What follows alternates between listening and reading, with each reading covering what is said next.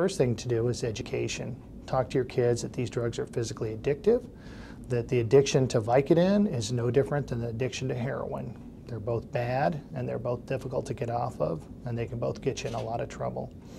I think the other thing to do with in terms of talking to your kids about this is to talk about some of the hazards associated with drug use, such as going to jail. These are felony offenses for kids, and so you might wind up in juvenile hall. There's sexual assault that happens in jail, and this will definitely get teenagers' attention when you bring up these topics with them. I always tell parents, I think it's okay to look in your kids' rooms. I know you want to give them autonomy, but they are not living on their own.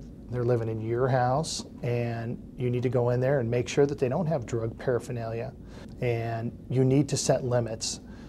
Most of the kids that have these serious drug problems are at the age where they drive.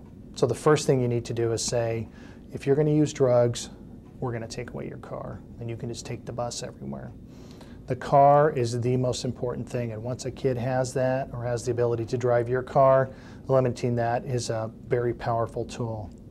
In more advanced cases where you can't talk to them and you cannot convince them and they continue to use drugs despite restrictions or other pleasure items taken away from them, is to seek professional drug counseling.